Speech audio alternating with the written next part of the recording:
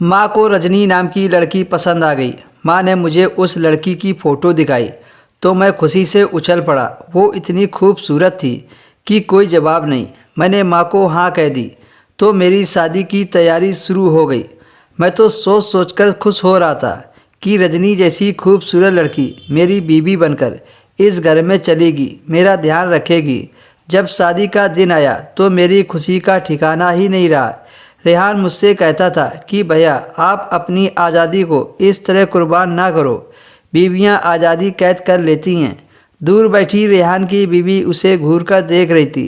तभी वो मजाक में हंस देता है। हम बारात लेकर लड़की के घर पहुँचे तो दुल्हन बनकर सजी रजनी को मेरे पास बैठा दिया।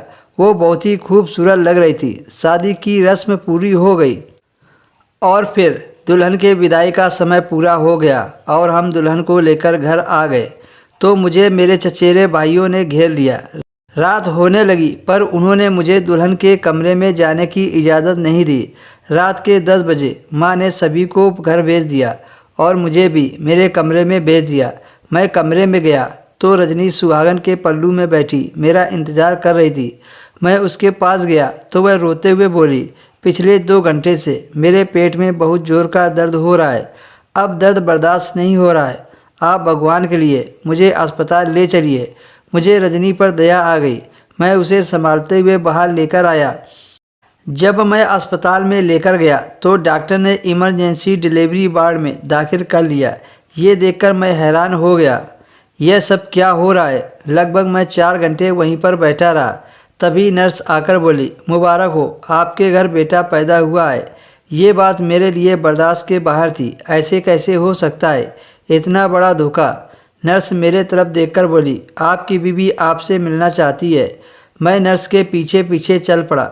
बेड पर रजनी आराम से लेटी हुई थी। मेरा दिल कर रहा था कि थप्पड़ मारकर उसकी जान ले लूं। मैं रजनी के पास पहुंचा और बोला, रजनी, ये तुम किसका गुनाह लेकर मेरे घर आई हो? तुम्हें जरा सी शर्म नहीं आई इतना बड़ा धोखा देते हुए? लेकिन तुम बेफिक्र रहो, मैं जानता हूँ कि तुम जैसे धोखेबाजों से कैसे निपटा जाता है।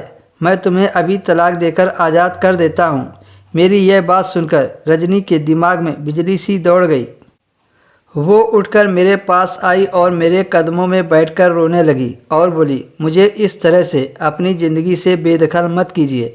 मैं जानती हूँ कि मुझसे बहुत बड़ा गुनाह हुआ है, लेकिन अगर आप इस तरह धुतकार देंगे तो मैं कहाँ जाऊँगी। आप मुझे सिर्फ 1 हफ्ते का समय दे दीजिए, तब तक मैं अपने ठिकाने का इंतज़ाम कर लूँगी।